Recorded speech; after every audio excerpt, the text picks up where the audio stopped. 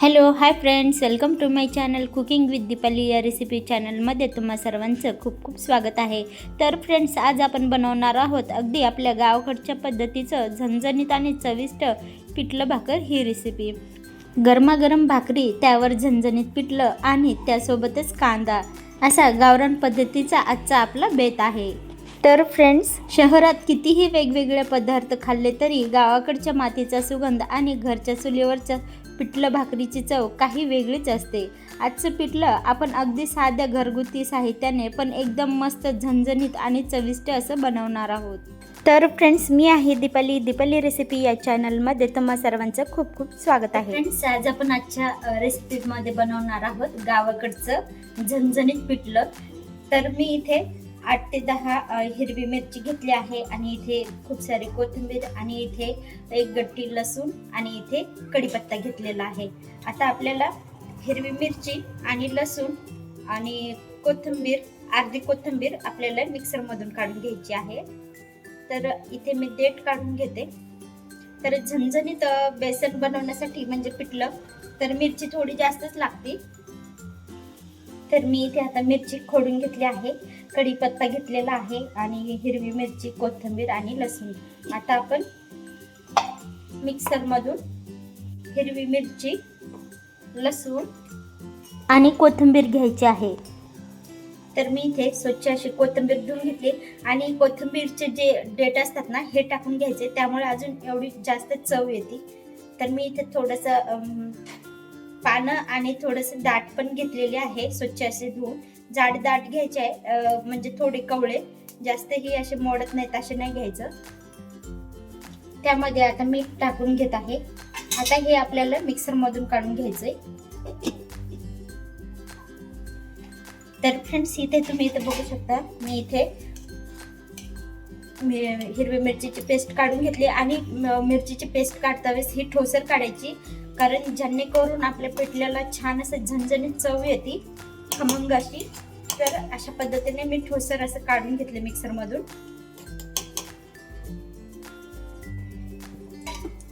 तेल हे आवडीनुसार टाकायचं. मी इथे 1 ते 1.5 पळी तेल टाकून घेत आहे.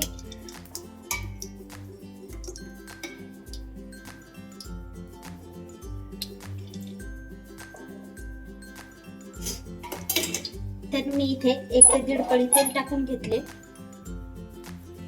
तर मी आता इथे अर्धा चमच मोहरी टाकून घेतली आहे. त्याच्यानंतर मी इथे जिरे टाकून घेतली आहे. त्यानंतर आपण लगेच आता त्यामध्ये कढीपत्ता टाकून घेऊ. कढीपत्ता टाकून घेतलाय, त्यानंतर लगेच हिरवी मिरची टाकून घ्यायची आहे.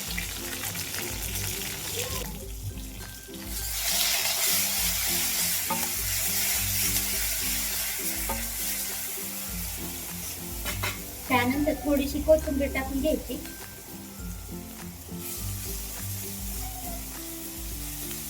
आता हिरवी मिरची आणि लसूण जे आहे थोडासा लाल होऊ द्यायचा आहे.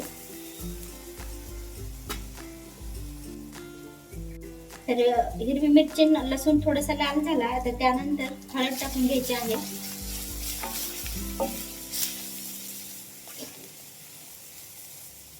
हळद ते टाकून घेतल्याच्या नंतर जे मिक्सर मधून मिरची काढली होती ना, त्या मिक्सर मधलं पाणी टाकून घ्यायचं आहे 1 ग्लास. त्यानंतर परत 1 ग्लास टाकून घ्यायचा आहे. त्यानंतर परत एकदा मी थोडंसं पाणी टाकून घेते, कारण 3 ते 4 माणसांसाठी मी इथं बेसन करत आहे. तर फ्रेंड्स, इथे तुम्ही बघू शकता छान अशी आता खळखळून उकळी येत आहे. तर आपल्याला पाण्यामध्ये बेसन टाकायचं नाही. बरेच जणांची पद्धत असते की पाण्यामध्ये बेसन टाकून ते बेसनचं पाणी थोडंसं ढवळून उकळत्या पाण्यामध्ये टाकतात. पण त्याहीपेक्षा आपण डायरेक्ट बेसन उकळत्या पाण्यामध्ये टाकलं ना, थोडेसे बारीक बारीक गोळे होतात, पण एकदम चवदार, एकदम भन्नाट असं लागतं. तर अशा प्रकारे छान असे खळखळून उकळी आणून घ्यायचे आहे. तर आता मी इथे अगोदर मीठ बघते, मीठ व्यवस्थित आहे का. थोडंसं मीठ कमी वाटतंय, तर उकळत्या पाण्यामध्ये मीठ टाकून घ्यायचं जर कमी वाटत असेल तर. तर एवढं मी टाकून घेत आहे कारण तेवढं कमी वाटतंय. तर आता छान अशी उकळी आलेली आहे. आता मी बेसन टाकून घेते. बेसन चाळून घ्यायचं आहे, त्यानंतर टाकायचं आहे. तर अशा प्रकारे बेसन टाकून घ्यायचं आहे. बेसन हे आपल्या आवडीनुसार टाकायचं आहे. पातळ लागत असेल तर कमी आणि घट्ट लागत असेल तर थोडंसं जास्त टाकून घ्यायचं आहे आपल्या आवडीनुसार. तर फ्रेंड्स, तर काही जण म्हणजे नाही का बेसनला पाण्यामध्ये, थंड पाण्यामध्ये टाकून मिक्स करून घेतात आणि थोडंसं पातळ करून घेतात आणि नंतरला फोडणी दिलेल्या पाण्यामध्ये टाकून घेतात. तर मला त्या बेसनपेक्षा ह्या पद्धतीचं बेसन जास्त आवडते. म्हणजे ह्या पद्धतीचं पिठलं जास्त खमंग असं लागते खाता वेळेस. आणि ते पिठलं नाही का थोडंसं म्हणजे असे काहीतरी कसरत राहते, तर पिठल्याचं थोडंसं असं कच्चेपणा जाणवतो त्या पिठल्याच्या पद्धतीने. तर हे पिठलं बनवलं ना भाकरीसोबत एकदम जबरदस्त असं लागतं. तर ह्या पद्धतीने मी जास्त करून बनवत असते. आणि जे पाणी टाकून आपण बेसनमध्ये जे पिठलं करतो ना, त्या पद्धतीचं भातासोबत खायला चांगलं लागते. पण ह्या पद्धतीचं दोन्ही म्हणजे भात, चपाती, भाकरी सगळ्यासोबतच छान असं लागते. खमंग आणि चवदार असे चविष्ट लागते ह्या पद्धतीचं पिठलं. तर मागील 2-4 दिवसापूर्वी मी एक वरणाचा डाळीचा व्हिडिओ टाकला होता. तर 1-2 ताईचं म्हणणं होतं की तुम्ही, एक ताई म्हणत होत्या हिंग नाही टाकलं. कारण ताई हिंग जर टाकलं ना आपल्या रोजच्या जेवणामध्ये तर हिंगचा वास येतो, त्यामुळे जेवण जात नाही. मंदिरामध्ये हिंग टाकतात त्यामुळे लोक कमी जेवतात, त्यासाठी आम्ही घरच्या जेवणात हिंग वापरत नाही. आणि हे तिखट वरण नव्हतं, फिक्कं वरण होतं. तर ताई नाही का प्रत्येकाची पद्धत ही वेगळी असती. तर तुम्ही तुमच्या पद्धतीने करत असतात आणि मी माझ्या पद्धतीने. तर आपण आपल्या हातचं खाऊन आपल्याला कंटाळा येतो, म्हणून आपण एखाद्याची रेसिपी बघून आपण त्या पद्धतीचं बनवतात, तेव्हा आपल्याला एक वेगळी रेसिपी नाही का टेस्ट करायला भेटते. तर त्यामुळे तुम्ही माझ्या पद्धतीचं एकदा करून बघा नाही का, तर नक्की आवडेल तुम्हाला सुद्धा.